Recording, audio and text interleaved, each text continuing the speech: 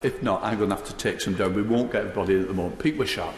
Thank you, Mr Deputy Speaker. I'm very grateful for you for calling me so early in this debate, and MP4 will forever be grateful to you, so we're able to go and make this video that we're supposed to be doing today. And can I just say to the Honourable Member for North Herefordshire, I know it might sound a bit tiresome to hear another member of the Scottish National Party speak, but we have every right to speak in this particular Parliament, and we will make our points, and we will continue to make these points. And can I just say that of all the issues that we need to consider in the fallout of Brexit, it's our agriculture policy and the needs of our rural economy which is probably the most acute. It's farming that will be about the hardest hit by the no-deal, hard-deal Brexit. And for the first time, probably since the war, we are faced with searching questions about the nation's food security. Because what we know is that there could be astronomical tariffs placed on British agricultural products, driving many farmers out of business, leading to an almost unprecedented reinvention of rural Britain.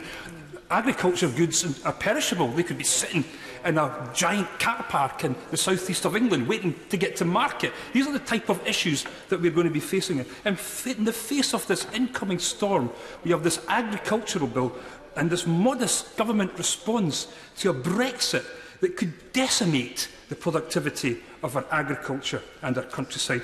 It's an agriculture bill without the agriculture. It's a bill for farming with scant regard to food production, a sort of let-them-eat environmental strategies approach, an aspirational land management bill for a countryside that doesn't really exist and probably will never come to be. The vision of the bill is of a countryside better managed for the environment, but not as a location for thriving small businesses, providing the healthy, diverse foods that we need. And we're asked to believe that this government's newfound enthusiasm for greening is real, from a government that probably preferred to frack the countryside than to farm the countryside. And many farmers in my constituency take great exception to the suggestion implicit in this bill that they are doing nothing just now to improve the environment in their land, and where every day they are doing everything to manage the land for the benefit of us all. And the suggestion that needed incentives to do that is doubly insulting.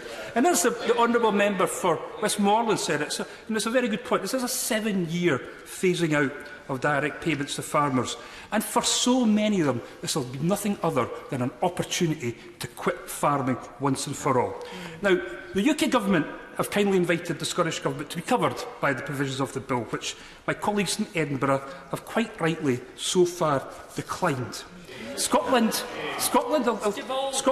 has a very different rural economy to the rest of the United Kingdom, requiring an altogether different approach. It's been said a couple of times now, some 80% of the land of Scotland is less favoured areas. We are more dependent upon support. Our food and drink sector is dependent on excellence. Our PGI status, which is under threat from the Brexit, is something that we are particularly dependent upon. I have about half of the berry farms in all of Scotland. There is nothing in this bill about immigration. Apparently we've got this pilot seasonal worker scheme that will provide 2,500 workers. 2,500 workers! Now, DEFRA itself, in a response to a written question from me, said 64,500 workers were required. What are we supposed to do with 2,500? One or two per farm? Is that what the Minister's plans are, to try and save the many berry farms in my constituency? Now, agriculture is fully devolved to Scotland, and we will not compromise on anything that threatens our government's ability to serve Scottish farmers. Now, the biggest objective to this bill, let's see, I'll give way to the honourable gentleman at the back there. I've not heard from him for a while. Very much. You speak in these the honourable gentleman speaks in these apocalyptic tones. Can he just explain to me why the Scottish Government haven't got a schedule in this bill? Because by refusing to agree or take any offers from the UK Government, we're going to be in a position where Scottish farmers in 2020 have no mechanism to receive their support payments. To the Honourable Gentleman, because it was just coming right onto that, and I thought he would perhaps lead me right onto the key of this agenda and the objections and the screams from the Scottish Conservatives. We will not agree to a schedule in this bill as long as this Parliament and this Government fails to respect the devolution settlement and indulges in this grotesque power grab that is grabbing powers which should rightly belong in the Scottish Parliament. Now, that is what is happening, and as long as that continues to happen, it's not going to happen. There will not be a legislative consent motion from the Scottish Parliament as long as he refuses to respect devolution, and as long as that continues. Now, we are quite happy to have common frameworks. We've said this again and again. We are quite happy to have common frameworks across the United Kingdom, but these common frameworks have to be agreed and negotiated. They cannot be imposed. As long as the right honourable gentleman continues to approach devolution as something that he can control and manipulate, it is not going to happen. And the sooner he gets beyond that particular mindset, the better that will be. Now, the key dispute from the right honourable gentleman, I ask him to respond to this point, is the WTO regulations within this bill. Now, in his view, everything to do with WTO is reserved to the Scottish Government. Does he accept that the administration of WTO terms is a matter for Scottish Parliament? Now, we don't have to take the Scottish Government's word for this, because in a very piece of useful advice from the NFU, legal opinion from the NFU yesterday, we learned that this is indeed, in fact, the case, where they say that Scottish ministers will not have total freedom to apply domestic support as they see fit if the Secretary of State makes regulations setting limits in relation to WTO classification. Their legal advice also says it would not be a legitimate use of regulation-making powers to prescribe within the limits that Scottish ministers would be able to exercise the powers to apply support. They agree with us that the matter of WTO rules administration is a matter for the Scottish Parliament. And if the right honourable gentleman doesn't agree, on what basis does he not agree with the legal opinion of the NFU of Scotland? So what we need is I'll give way to the honourable lady. Gentleman, for giving way. I'd like to ask the gentleman how many farmers in his constituency that he spoke to prior to writing his speech, because as he knows, I border him, and farmers in Angus in my constituency, they're calling out for clarity from his government in Edinburgh. They want them to put the national interest before the nationalist interest. They want to ensure that farming has a prosperous future. They want to ensure that their party put their country before party. Can the honourable gentleman tell me when they're going to... Order.